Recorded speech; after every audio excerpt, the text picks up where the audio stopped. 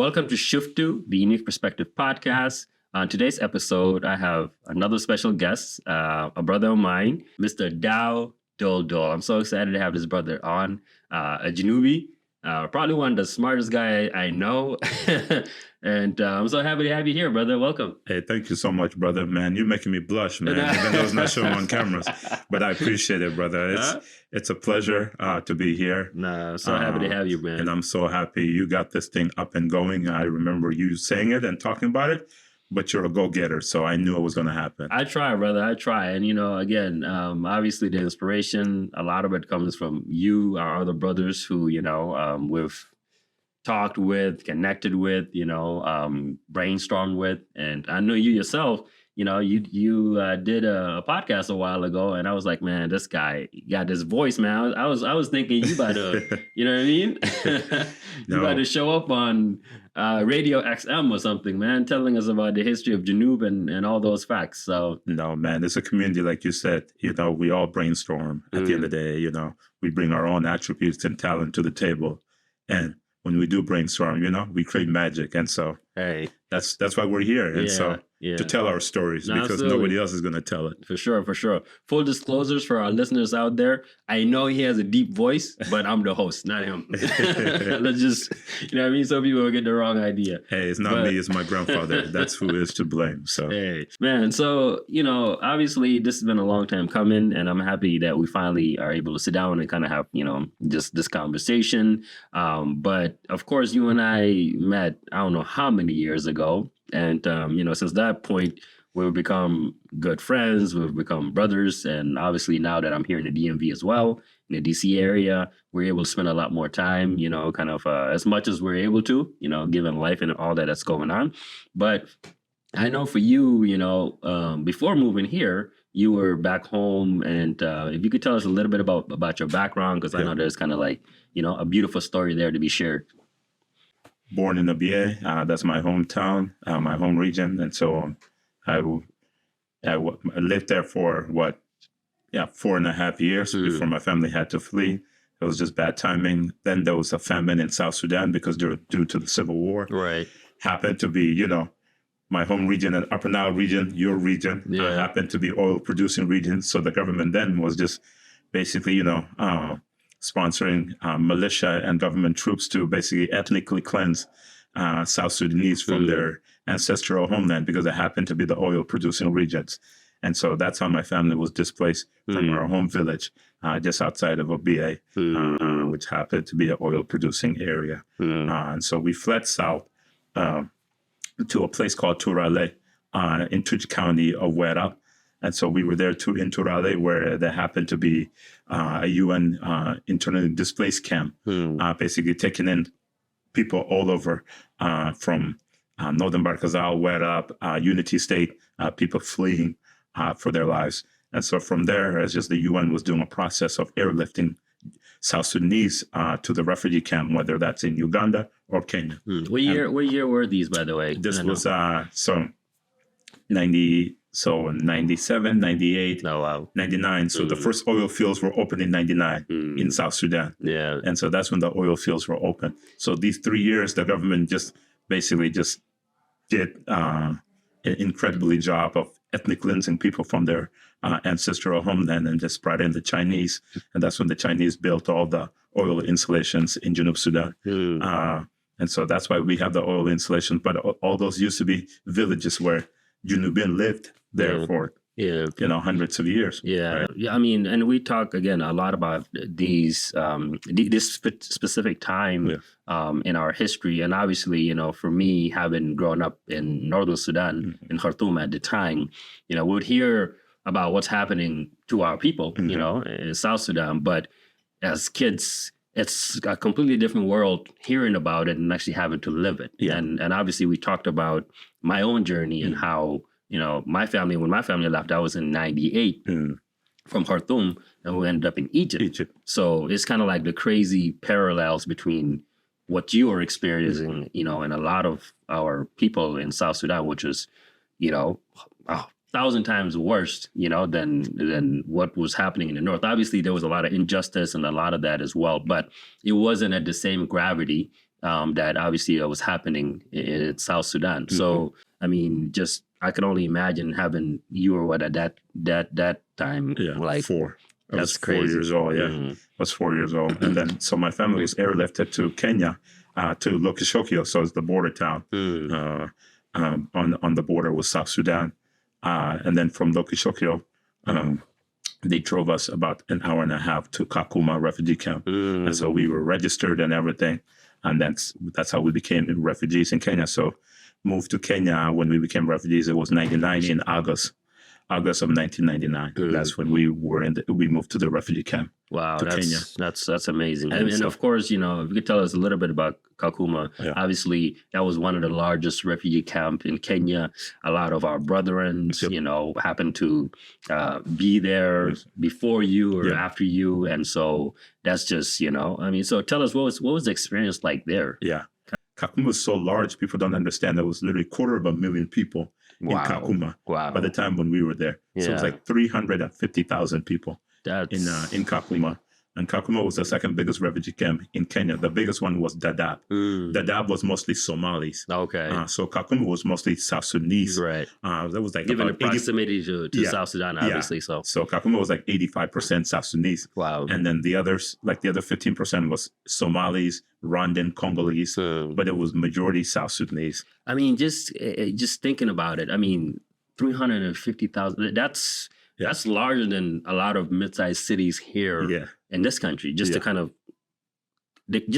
try to put that, process that in your own mind. And these are folks that, again, have fled, you know, their countries and were forced out due to war. And so having to create a whole new life, you know, in a foreign land, essentially, with all these people. I mean, I'm even struggling again to just kind of process it. But like, to you, obviously, as a kid, seeing it from a kid's standpoint or a kid's perspective versus now kind of looking back at it, how has that kind of really just settled in for you? Yeah, I think for me, one thing that I recognize is that life has to go on. And that's one thing our people are really good at, especially the adults. They're so resilient that they know life has to go on. And so there's a saying, I think it's a black thing. It's a universal black thing. We don't talk about the past to protect the kids from the past, even if they have seen the horrors of the past. And so just to kind of let them live life and let them be innocent in that process of growing up and try and create a sense of normality for them. And so that's one thing I learned, and the resilience of our people, to create something out of nothing. Even though most of them came to the refugee camp with nothing, some of them literally created business out of nothing, whether it was supermarkets, coffee shops, creating their own whiskey stores, restaurants, you name it. You had people who were carpenters, people who were architects, and they were the one building all the buildings in the refugee camp because they had these skill sets with them. Right. Now they brought to the refugee camp. So at the end of the day, it's just like people think that refugees are people that don't have any skill sets or bring nothing to the table. These are people who had to flee their homes. Obviously, they had talent before, because how were they living if they didn't have any talent or skill sets of life, right? And so they have those things, and they were able to put those things to work now in the refugee camp. And so the refugee camp essentially became a city of itself, a cultural hub of these people who had to flee their homes. And honestly, I appreciate you like putting that into perspective, because you're right. You know, often people can kind of put people into different buckets based on what they think, perception, or, you know, maybe what the media is putting out there. And obviously, like, I wrote about that in my book, kind of that experience. And the reason was to really try to marry the two, because now we're literally, you know, we're brethren from Junub Sudan, but your experience is vastly different than mine. And we're able to sit and talk about it and have these conversations. And like, I can see, and I know family members and people that have gone through the same, who were, you know, in Kakuma in different camps as refugees. There are people that I've later gotten to know. You know, one of our great brothers, Mariel, who also published a book recently. In fact, I'll be having a conversation with him, and you know, in his book, he writes about that experience, but also kind of that same journey, having, you know, been a kid, and you know, like, having to essentially dodge a draft from being, pulled into the war as a child soldier and ultimately by himself and he'll talk more about this. We'll talk more when we have that conversation. But like, to your point about our families, doing everything they can to protect us, and essentially as you try to allow us to live some sort of, childhood experience without, obviously they couldn't protect us from all the traumas, but they did what they can to still allow us to be able to, make the most out of life. Yep. And even the fact that we're sitting here right now and having this conversation is by grace of God and by so much of what our families have sacrificed to be here. So obviously, your family left Kakuma and ended up in Colorado, right? Was that where you guys initially landed when you moved into the States? Yep. So once you back then, once you enter a refugee camp, so this is a process that used to happen in Kakuma.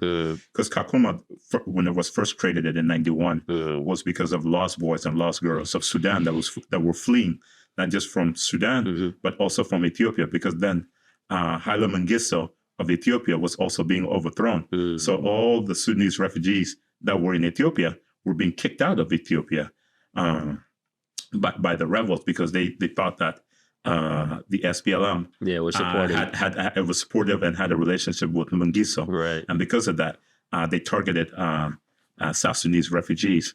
And so a lot of people died leaving Ethiopia, especially young kids who were refugees in Ethiopia, then getting education, young girls and boys. And so that's how the names Lost Boys and Lost Girls of Sudan came from. Right. And so Kakuma was specifically founded for them. And so when that was founded for them, the United States and all these countries started a process of trying to resettle them for their education. This was through the UN Refugee Agency, by the way. But this was also through the work of our churches, our religious institutions, advocating for these young people and say they don't have a future. Most of them have lost their parents, their siblings, or they have been separated. They don't know where their family is at. And just a point too about the Lost Boys. Obviously, a lot of people who are familiar with the history of Junub or Sudan overall, and when it comes to Junubin or Southern Sudanese, the Lost Boys, their stories were really what was front and center, where a lot of the world kind of were in a way introduced to what was happening to Sudan, particularly in South Sudan. So I just wanted to kind of make that point. But and so because of that process, they end up basically opening up that process, not just to the lost girls, but to families who were also refugees. And so once you enter the refugee camp, it's kind of in a way. So when they're doing this refugee lottery, so my family was selected for the refugee lottery, and we went through the process for like 3.5 years. Wow. The vetting process. The vetting process. So we went through that process, did interviews, they do all type of medical testing, of course, background check everything. And so this was done even in accordance with but now is dismantled USAID and the U.S. refugee program in collaboration to do this great work on the ground. For refugees. And so once my family got through, they gave us the date we were going to fly. Went to Nairobi, saw a city for the first time in my life. It was the first time I saw a city. When was this, by the way? This was in 2005. So January 2005. 20 years ago, January 2005 was when first time seeing a city in my life. Wow. Never seen a city ever before. And how old were you at that point? Man, I was like 10 years old. I mean, a lot of people were probably like, wait, what? But that's life. That's the experience. Seeing Nairobi, seeing the lights, man, it's just air conditioned for the first time. Man, it's different, man. I'm like, I see why people glowing in Nairobi. Nairobi at that time too, it was winter. So it was cold too. I was like, in Africa, this cold? Man, Nairobi's cold in January. Really? Ooh, it's cold. I don't know how or why, because the city is literally on the equator. But I think because the Kenyan the Kenyan highland. So it's like in between the Kenyan high mountains. It's almost like a valley. Yeah, between the Mount Kenya and Mount Kilimanjaro. So it creates a plateau. Yeah. And so that's why it's literally in a valley between two great mountains. That's interesting. So, I haven't been yet. Definitely, man, so the weather, it's not like Juba. Yeah. So it's not 40 degrees Celsius. Yeah. That's 110 for those who don't know. Right. So how long were you guys in Nairobi before you... We were in Nairobi for 2 months. And so then when we got to Nairobi too, it was just to kind of prep and everything. Yeah. Once we did the prep and everything, ended up flying at night. It was like the night of the 14th, because the flight is long. Yeah. So the night of the 14th, our flight took off from Nairobi, the Kenyatta International Airport in Nairobi, and then from there flew all the way to London. It was our layoff, and then flew to New York. And then from New York, I saw New York was even on a different level. So we had a layover in New York. So we had to sleep in a hotel in New York. Right. I thought that's where we were staying, man. I thought life was good, man. I was like, God, you are amazing, man. Seeing Nairobi and seeing New York from Nairobi, it was just a whole different level, man. I never seen a city like lights like that in my life. Honestly, bro, it's funny just hearing you speak about it, because I had a similar experience. Obviously, my family flew from Egypt, from Cairo, and same thing, right? I mean, first time you saw Sudan, city, right? Well, I mean, Khartoum, but at the time, Khartoum and Cairo, day and night. You know what I mean? I mean, this is a sprawling city of millions of people. Obviously more advanced than Khartoum at the time, and then but ending up in New York City on our way to Buffalo, kind of the same experience. It was just like, wait, what? This is crazy. But okay, so you guys were there for a bit. We were there for a day, a delay over, so we slept in New York. And then our flight took off the next day to Denver, Colorado. Interesting. So landed in Denver, Colorado on it was on the evening of the 17th. Okay. And then and so and at that time too, I haven't been to Colorado. Obviously, but so that's what, like April or May, or no, this was March 17th. March. Okay, so March was it 17th, 2025. Was it still kind of cool? It was snowing. It was really. It was first time I saw snow and experienced snow in my life, because it was snowing in Colorado. How was that? Man, what was that experience like for you? You know, as a kid, you're so curious. We were curious. We were happy, dancing in the snow. Next thing you know, 5 minutes it hits it. Man, you're freezing. You're like, man, I never experienced something like this in my life. No, that was different. But Colorado, even then, Denver was not what it is today. Denver was just a nice mid-sized city in the Midwest. Very family oriented, low key. To what Denver is now, and there's another level. No, I can imagine. I can imagine. Denver, So, how was the transition like for the family? And tell us a little bit about your family as well. Siblings, parents. Yeah, so my siblings, so I have 4 siblings and 3 cousins. We came with two were born here. So my mom is here, but my father is back home. A typical Janubi, married to multiple wives. And so mostly grew up with my mom and my cousins and my siblings here. Transition-wise, there was a lot of refugees. So they kind of put us in like a refugee neighborhood, where it was like refugees from Somalia, from Rwanda, Burundi, and from Ethiopia. And then it was like Balkans, people I never met before. I was like, Balkans? So we had people from the Balkans, from Bosnia, Serbia, and then people from Chechnya, Russia. And so I was like, what? And so here was my school. It was basically a little, United Nations. And refugees from all over. And Southeast Asia. It was also refugees from Burma, Myanmar, what they call it today. And so that was my experience of going to school. I was going to school we couldn't speak the same language. Neither of us knew English at that point.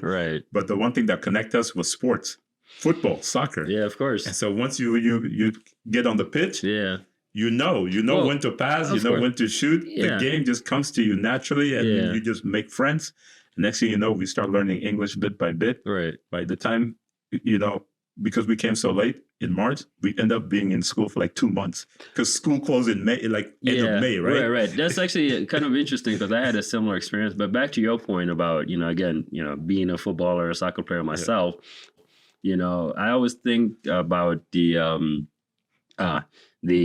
concept of obviously soccer, the beautiful game, and how, basically you can go anywhere in the world and you can play, right? Because it's kind of like the universal language. It so is. for kids, and obviously like for me, that's one thing that I appreciate as well. Yeah. The barrier, the language barrier, and kind of all these things that you have to come up to speed with, the different kind of culture shocks and all this stuff. But that's one thing that I also felt like, was really kind of like helpful because, naturally you're able to make friends with other kids who are also on the pitch and kind of like playing ball. And even though you can't speak the language, you can still point and kind of, you know what I mean? And even that, you didn't need to point. Right. It's just like once you run and just your instinct kicks in, and it's just like the game. Either you have the IQ for it or you're just a selfish person. That's just either or. Yeah. And so you have the IQ, you just pass the ball. It's not your turn to shoot. It's not yours, your turn. You're playing the game to make connections, right? And to make friends. Yeah. By the time you learn the language, those are your friends for the rest of that grade until you go to middle school. So those were my friends until we went to middle school. Some of them I went to middle school with. No, that's still my friends to this day. Right. We've known each other for 20 years. No, that's amazing. I mean, that's a new family, a new community for you, and all of that, which is phenomenal to hear. You know what I mean? Obviously, you're here in the DMV area now, so. Fast forward to high school, kind of going through that, which is, I'm sure, it was a interesting experience for you. You ended up coming to DC, the country's capital for school. Yeah. What prompted you to? And by the way, was that your first time leaving home, as in Colorado, since having essentially grown up there? Yeah. And what prompted you to come all the way out here to the East Coast? Yeah, it's funny enough. So 8th grade, I don't know if they used to do this. I don't know if they still do. So 8th grade field trip to the national capital. Oh, okay. So we did an 8th grade field trip here where we did fundraising, saved up a bunch of money for our whole class. We literally fundraised $30,000. Oh, wow. For our trip. Okay. For our flights, hotel, and everything. Yeah. Then we were not even in flights. We were doing the motel because motel was super cheap. Right. But the food, food was good, but just making sure we were getting. Everybody had their own rooms, whatnot. So we did 8th grade field trip. It was 35 of us. I came here to DC, saw all the monuments, visited different schools. So we went to Georgetown, GW, and AU. Okay. We went to Howard. And so it was eye-opening. I can imagine, yeah.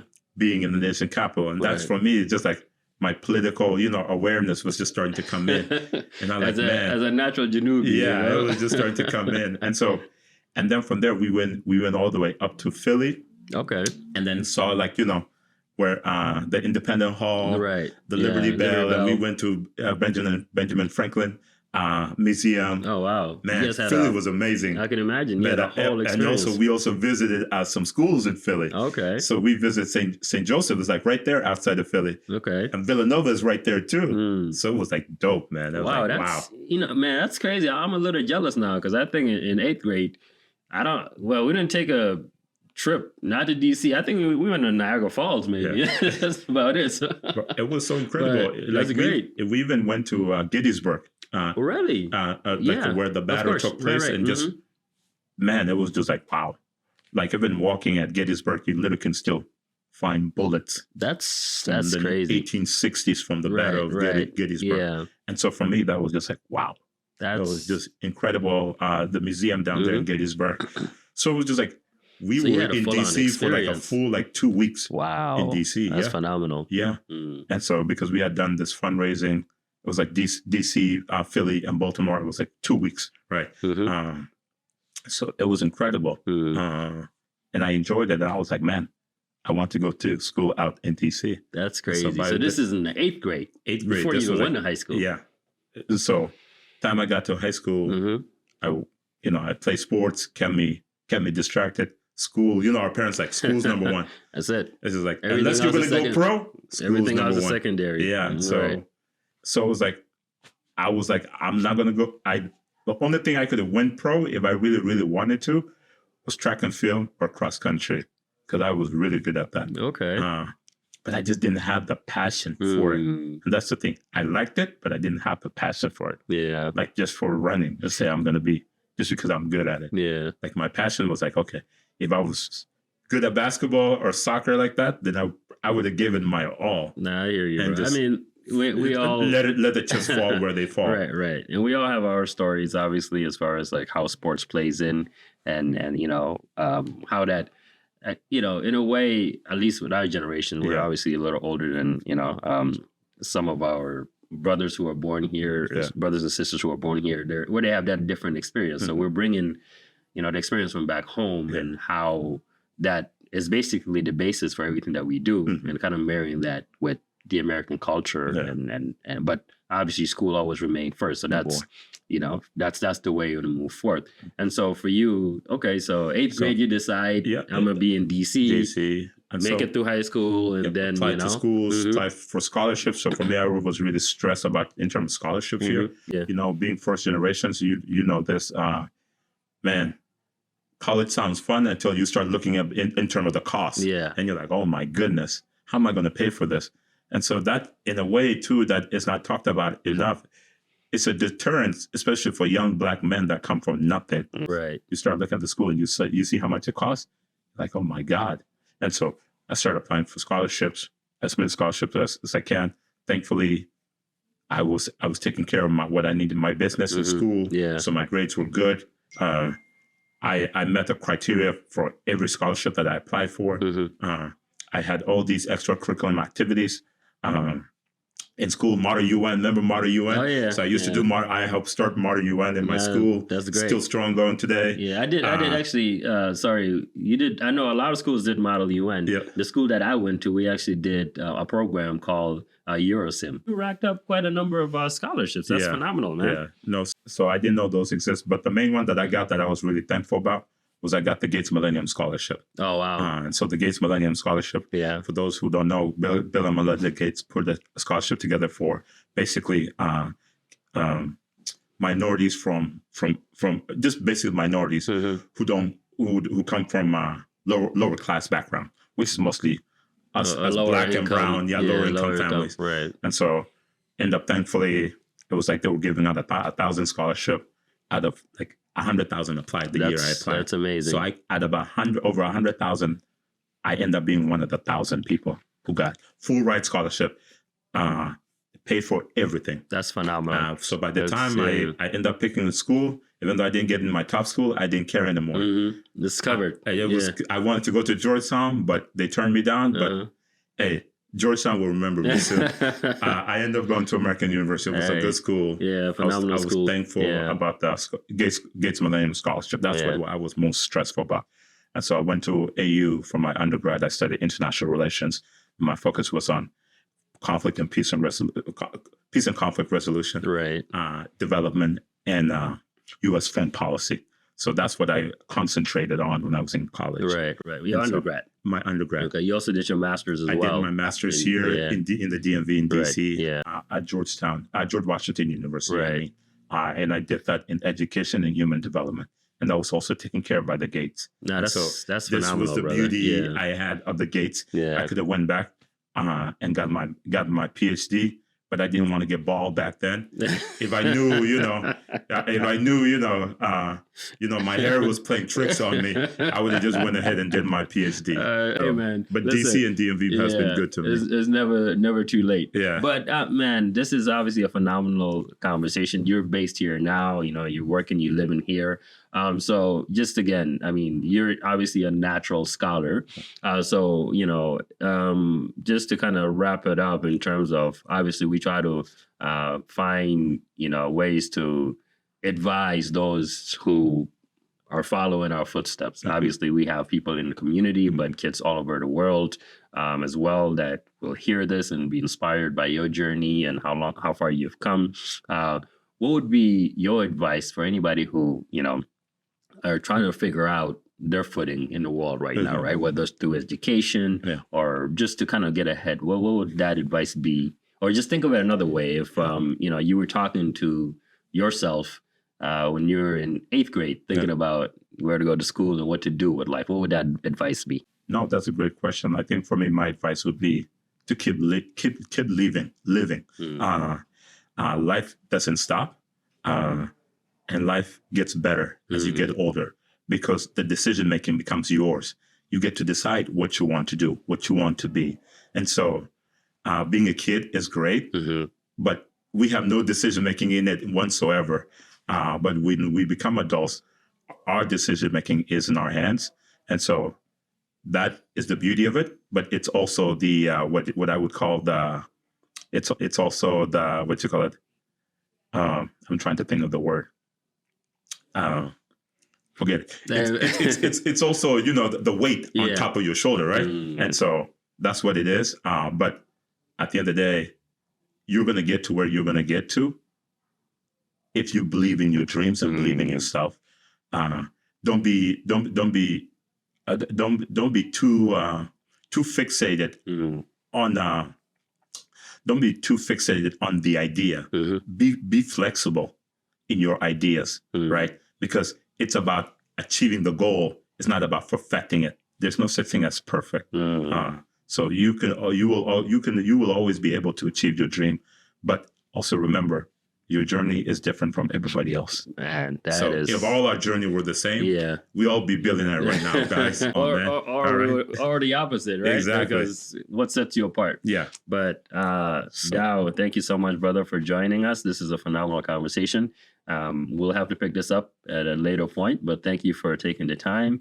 And once again, man, it's been a pleasure. Hey, thank you, brother. All right, brother. I appreciate Dau Doldol. Yes, sir. Thank you so much. This is Shift 2, the Unique Perspective Podcast.